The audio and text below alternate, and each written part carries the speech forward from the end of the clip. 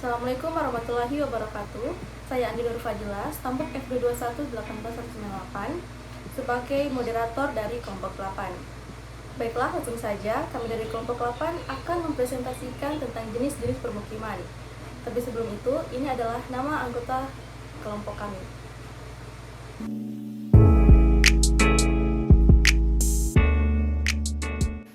Assalamualaikum warahmatullahi wabarakatuh. Nama saya Yuliana, stambuk F221-18208. Saya akan menjelaskan permukiman tradisional. Sebelumnya kita harus mengetahui apa itu permukiman tradisional. Permukiman tradisional adalah hasil kebudayaan fisik yang dalam konteks tradisional merupakan bentuk ungkapan yang berkaitan erat dengan karakter masyarakatnya.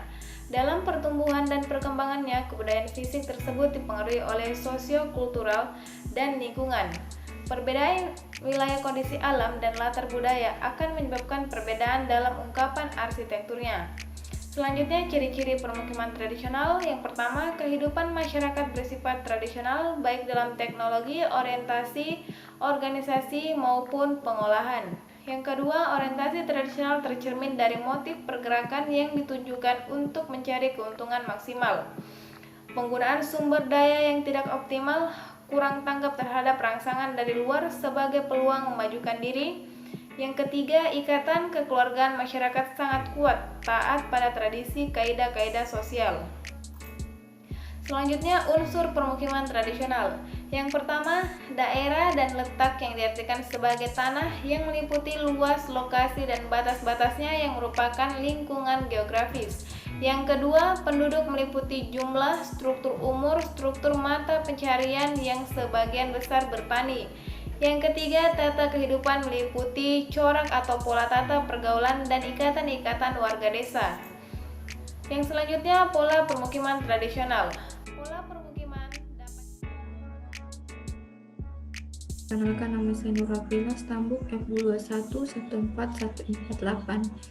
Di sini saya akan melanjutkan hasil presentasi dari Yuliana tentang pola permukiman tradisional. Terdapat kategori pola permukiman tradisional berdasarkan bentuknya yang terbagi menjadi beberapa bagian. Yang pertama, pola permukiman berbentuk memanjang, terdiri dari memanjang sungai, jalan, dan garis pantai. Yang kedua, pola permukiman bentuk melingkar. Ada 4 bagian, yaitu pola permukiman bentuk persegi dan pola permukiman bentuk kubus. Di sini terdapat 4 seperti gambar ini. Yang pertama yaitu permukiman tersebar dan berjauhan, di mana permukiman berada di tengah-tengah tanah garapan dan belum ada jalan besar. Yang kedua, permukiman berkumpul dan tersusun mengikuti jalan, di mana permukiman berderet sepanjang jalan dan tanah garapan berada di belakangnya. Dan yang ketiga, permukiman berkumpul dan menggerombol, di mana permukiman mengelompok dalam kampung dan tanah garapan berada di belakangnya.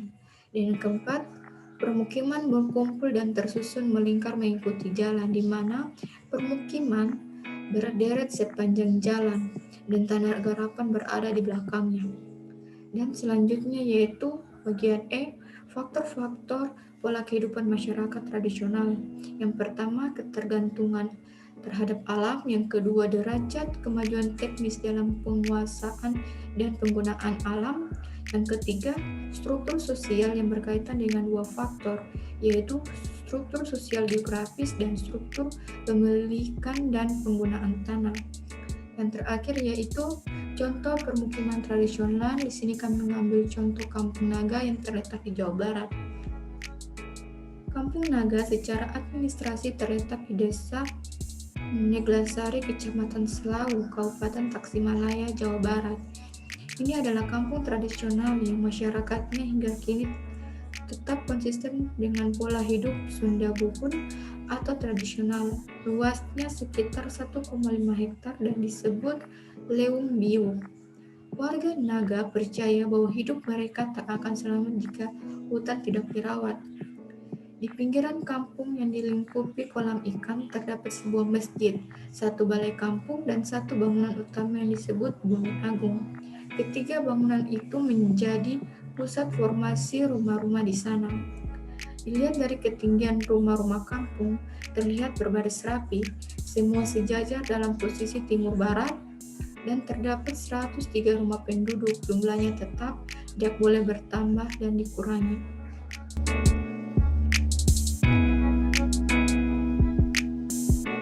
Baiklah, untuk permukiman darurat, definisinya adalah biasanya bersifat sementara atau darurat.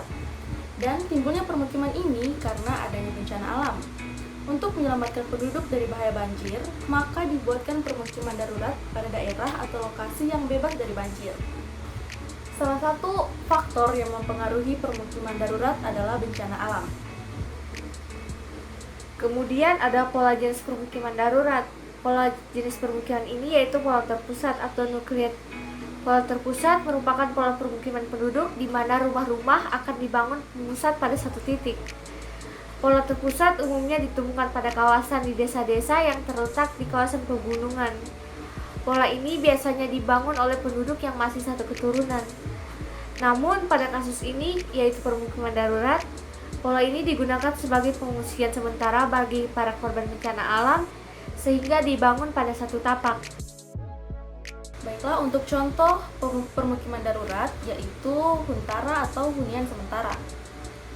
Salah satunya yang dibangun di Palu pada kejadian 28 September 2018. Dan dilansir dari kompas.com, hunian sementara atau huntara akan dibangun untuk warga korban gempa dan tsunami yang direlokasi dari daerah-daerah terdampak paling parah.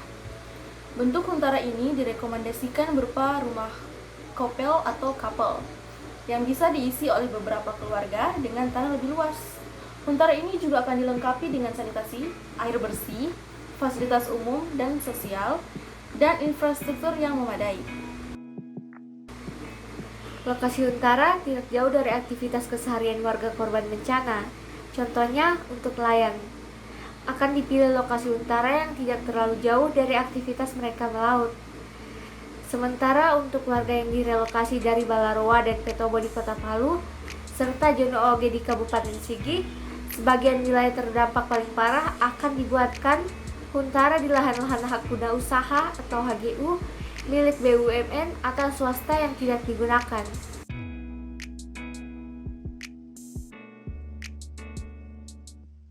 Ya, selanjut, perkenalkan nama saya Nugroho, Tambuk F2211878. Kali ini pengertian perkampungan kumuh. Perkampungan kumuh adalah permukiman yang tidak layak huni karena ketidakaturan bangunan, tingkat kepadatan bangunan yang tinggi, dan kualitas bangunan serta sarana dan prasarana yang tidak memenuhi syarat. Permukiman kumuh sering dilihat sebagai suatu kawasan yang identik dengan kawasan yang apatis, kelebihan penduduk tidak mencukupi, tidak mewadahi, miskin, berbahaya, dan kotor, dan banyak stigma negatif terhadap perkampungan kumuh. Selanjutnya itu karakteristik perkampungan kumuh. Menurut Sutrisno, karakteristiknya sebagai berikut. Pertama, kondisi fisik yang lingkungannya tidak memenuhi persyaratan teknis dan kesehatan. Kedua, kondisi bangunan sangat buruk serta bahan bangunan yang digunakan adalah bahan bangunan semi permanen. Tiga, kepadatan bangunan dengan koefisien dasar bangunan lebih besar dari yang diizinkan. Berikutnya, fungsi-fungsi rumah yang tercampur tidak jelas. Dan berikutnya, pola permukiman kumuh. Menurut Sutrisno, bahwa permukiman kumuh berada di lokasi strategis dalam mendukung fungsi kota yang menurut rencana kota dapat dibangun dengan bangunan komersial. Berikutnya, lingkungan permukiman kumuh yang lokasinya kurang strategis dalam mendukung fungsi kota.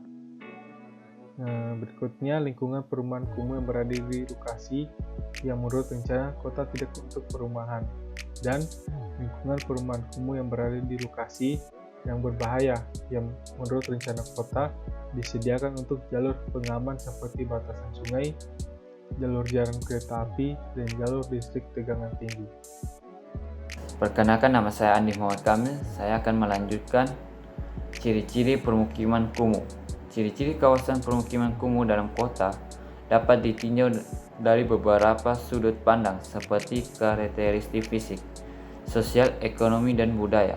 Menurut Direktur Jenderal Cipta Karya, Departemen Pekerjaan Umum 1993/1994 bahwa karakteristik fisik lingkungan, sosial, dan ekonomi dan budaya pada kawasan permukiman kumuh adalah sebagai berikut. Permukiman yang tidak teratur. 1. Tingkat kepadatan penduduk yang tinggi. 2. Fasilitas dan sarana lingkungan yang tidak memadai. 3. Tingkat kerawanan sosial dan kriminalitas cukup tinggi. Tingkat pengangguran tinggi. 5. Sebagian besar penghuni penghasilan tidak tetap. Situs lahan ilegal. Contoh permukiman kumuh. Permukiman kumuh di Kelurahan Belitung Selatan, Kota Banjarmasin.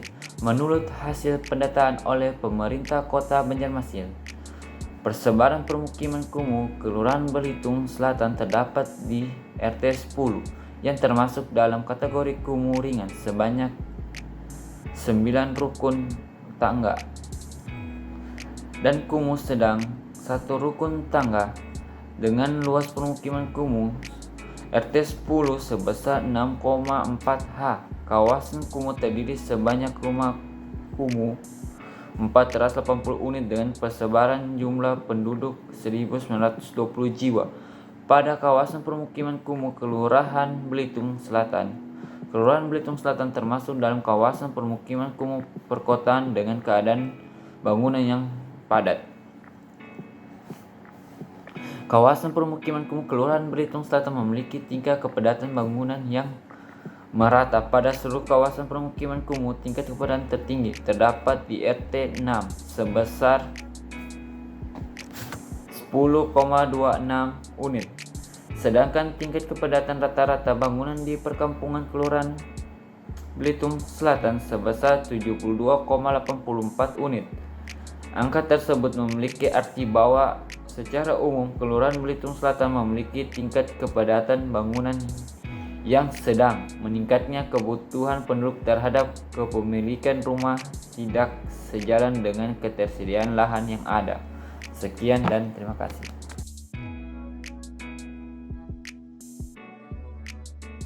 Pengertian permukiman transmigrasi. Menurut Undang-Undang Republik Indonesia Nomor 29 Tahun 2009 tentang perubahan atas Undang-Undang Nomor 15 Tahun 1997 tentang ketransmigrasian adalah suatu kesatuan permukiman atau bagian dari satuan permukiman yang diperuntukkan bagi tempat tinggal dan tempat usaha transmigran. Ada 3 jenis transmigrasi menurut Undang-Undang Republik Indonesia Nomor 29 Tahun 2009. Yang pertama, transmigrasi umum adalah jenis transmigrasi yang dilaksanakan oleh pemerintah dan atau pemerintah daerah bagi penduduk yang mengalami keterbatasan dalam mendapatkan peluang kerja dan usaha. Yang kedua, transmigrasi swakarsa berbantuan adalah jenis transmigrasi yang dirancang oleh pemerintah dan atau pemerintah daerah dengan mengikutsertakan badan usaha sebagai mitra usaha transmigran bagi penduduk yang berpotensi berkembang untuk maju. Yang ketiga, transmigrasi swakarsa mandiri adalah jenis transmigrasi yang merupakan prakarsa transmigran yang bersangkutan atas arahan, layanan, dan bantuan pemerintah dan atau pemerintah daerah bagi penduduk yang telah memiliki kemampuan. Contoh permukiman transmigrasi di Kabupaten Dharmasraya. Distribusi spasial permukiman yang menjadi lokasi unit permukiman transmigrasi di Kabupaten Dharmasraya tersebar pada 31 negeri pada 10 kecamatan. Distribusi spasial pemukiman berbentuk tersebar merata dengan permukiman berbentuk linear, yang berarti bentuk permukiman yang memanjang yang bertujuan agar dekat dengan prasarana transportasi dan dekat dengan lokasi mereka bekerja. Pola distribusi spasial permukiman penduduk di negeri yang memiliki wilayah permukiman transmigrasi di Kabupaten Dharmasraya berbentuk linear terdapat pada 26 negeri, dan pemukiman penduduk yang berbentuk tersebar terdapat pada 3 negeri, sedangkan pemukiman penduduk yang memiliki pola pemukiman tersebar dan linear terdapat pada 2 negeri. Karakteristik lokasi pemukiman pada unit pemukiman transmigrasi Kabupaten Dharmasraya dengan luas lahan berdasarkan penggunaannya paling banyak digunakan untuk lahan perkebunan dengan luas 171.768,4 hektar. Jumlah penduduk yang memiliki pemukiman transmigrasi sebanyak 135.703 jiwa. Jumlah penduduk paling banyak terdapat di Kecamatan Pulau.